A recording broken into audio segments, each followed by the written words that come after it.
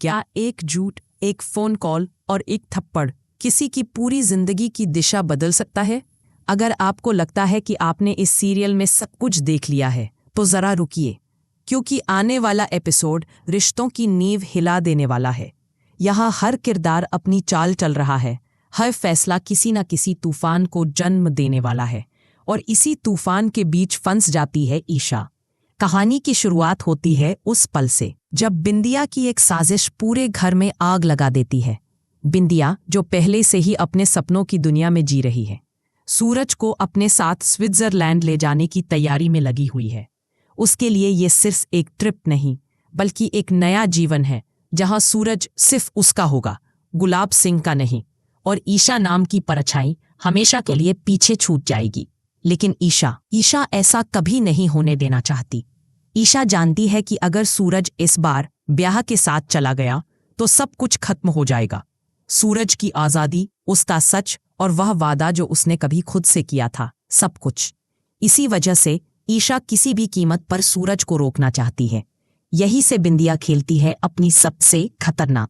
जैसे ही सूरज, गुलाब सिंह और बिंदिया के स्विट्जरलैंड रवाना होने की घड़ी नज़दीक आती है, बिंदिया जानबूझकर ताई जी को फ़ोन करती है। उसकी आवाज़ में झूठी चिंता और बनावटी मासूमियत होती है। वह ताई जी से कहती है कि घर पर आरव के 10-12 दोस्त आने वाले हैं।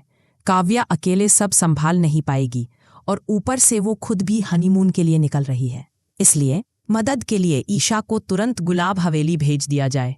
इधर उसी वक्त ईशा सूरज को रोकने के लिए घर से निकलने ही वाली होती है। उसके चेहरे पर बेचैनी साफ झलक रही होती है। उसे लग रहा होता है जैसे समय उसके हाथ से फिसल रहा हो। लेकिन तभी ताई जी सामने आ जाती हैं। ईशा उन्हें समझाने की कोशिश करती है, कहती है कि उसे बहुत ज़रूरी काम है, कि आज अगर वो नहीं गई तो बहुत कुछ गलत हो जाएगा। लेकिन ताई जी हमेशा की तरह सख्त, अडिग और अपने फैसले पर अटल। बिंदिया की बातों में आकर ताई जी ईशा को जबरदस्ती काव्या की मदद के लिए भेजने का हुक्म दे देती है। ईशा लाख मिन्नतें करती है, लेकिन ताई जी एक शब्द नहीं सुनती। गुस्से में आकर बिंदिया की वजह से ताई जी ईशा को थप्पड़ मार देती हैं और साफ साफ कह देती है, मेरे घर से बाहर निकल जाओ, आज से तुम यहाँ नहीं रहोगी। वो थप्पड़ सिर्फ ईशा के गाल पर नहीं पड़ता, वो थप्पड़ उसके आत्मसम्मान, उसके भरोसे और उसके रिश्तों पर पड़ता है। आंखों में आंसू लिए, दिल में टूटन लेकर चुपचाप वहां से चली जाती है। लेकिन दोस्तों, कहानी यहाँ खत्म नहीं होती। असली खेल तो अब शुरू होता है। काव्या और अरविंद जी की मदद से ईशा किसी तरह सूरज तक पहुंच ही जाती है। वक्त बहुत कम होता है और हालात बेहद नाजुक। सूरज जैसे ही ब्याह के साथ आगे बढ़ने वाला होता है, तभी ईशा आखिरी दाम खेलती है। वो अपनी साड़ी का पल्लू निकालती है और अचानक सूरज के हाथ में बांध देती है। पूरा माहौल थम जाता है। सूरज ब्रह्मचारी है, वो किसी भी महिला को छू नहीं सकता, और अब इस बंधन के कारण वह ब्याह के साथ एक कदम भी आगे नहीं बढ़ पाता। बिंदिया का पूरा प्लान उसी पल चौपट हो जाता है। लेकिन ईशा जानती है कि यह जीत अधूरी है, असली जड़ कहीं और है। वो बॉडीगार्ड वाला एग्रीमेंट जिसे बिंदिया ने छुपा रखा है, वही एग्रीमेंट जिसकी वजह से सूरज फिर से गुलाब सिंह का गुलाम बन चुका है। अब ईशा का अगला मकसद साफ है, उस एग्रीमेंट को ढूंढना और सबके सामने सच लाना। सवाल ये है, क्या ईशा को वो छुपे हुए कागज मिलेंगे, या बिंदिया फिर से कोई नई चाल चलेगी? आने वाले एपिसोड की शुरुआत होती है एक बेहद इमोशनल सीन से। सूरज अकेले बैठा होता है, ईशा के साथ बिताए पुराने पल याद करता हुआ।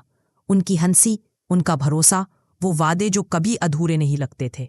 सूरज खुद से कहता है, मैंने चाहे जो भी किया हो, लेकिन ईशा को कभी दुखी करने का इरादा नहीं था। तभी अचानक माहौल बदल जाता है। ईशा की छोटी बहन दौड़ती हुई आती है। उसकी आवाज कांप रही होती है, सूरज भैया, ईशा दीदी की तबीयत बहुत खराब है।